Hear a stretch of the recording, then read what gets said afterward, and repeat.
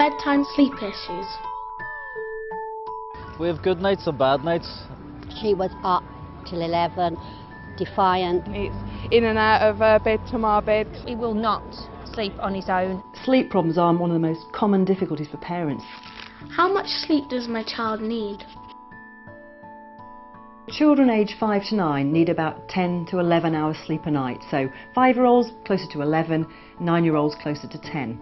So the best way to work out a bedtime for your child is to think about when do they typically wake up. So if your child usually wakes up about 6 AM, work backwards. You want them to be asleep at 8 PM. That means really in their bedroom, winding down, getting ready at about 7:30. How can I help my child get to sleep? Do give them the chance to run off steam and let off their energy, but make it earlier in the day, before the evening meal. So no rough and tumble play or physically active games just before bedtime. We've had the same routine with them for almost, well, basically since birth. Obviously toilet, bathroom to brush the teeth, into bed, a story. We have a story every night. I start winding her down about 6 o'clock, and then about 6:30 I'll give her a bath, read her a couple of stories, and by 7 o'clock she's out like a light. My husband always worked late, so I didn't get them off to bed early.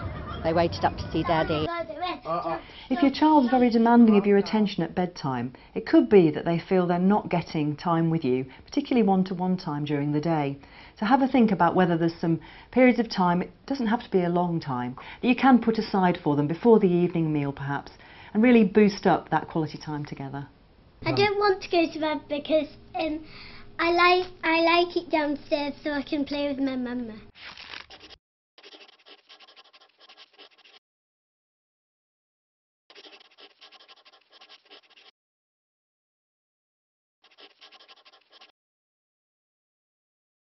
Your child might rebel at first, but stick to your guns, keep doing it, and very quickly they'll come to recognise and enjoy their routine, and it really will help them get off to sleep more quickly.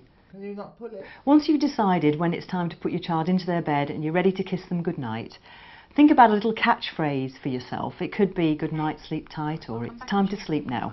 Use that every single night, and it'll act as a signal to your child that they really do need to sleep now. How can I help my child cope with nightmares? I normally have nightmares, but I just shut my eyes, but I really don't sleep.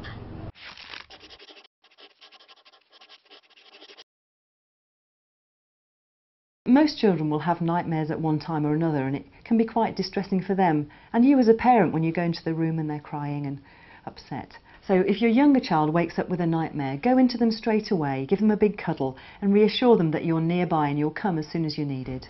At times like this, younger children will sometimes have a difficulty separating the nightmare from their everyday life.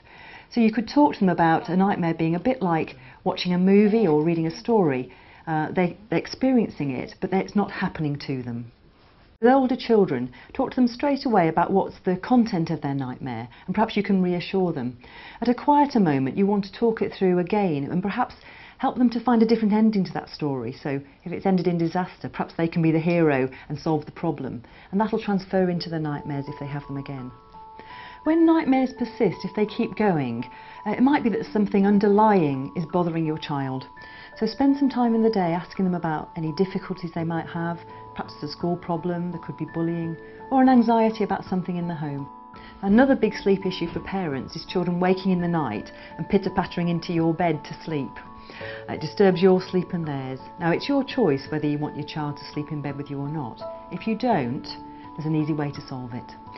What you need to do is every single time they get into bed with you, is calmly and gently guide them back to their own bed. You might want to say your catchphrase, so sleep tight, good night, or whatever it is, and then you leave them to it. Now the first few nights you may need to do it a lot of times, but if you persist and stay calm about it, they will eventually stay in their own bed and you'll both get a good night's sleep. It's essential that the parents get their break and get their rest and preparation for the next day. Bedtimes can be positive. It's a fantastic opportunity to snuggle up and have quiet, loving time with your child. Have a story together, hear about their day perhaps. Good night, sweetie.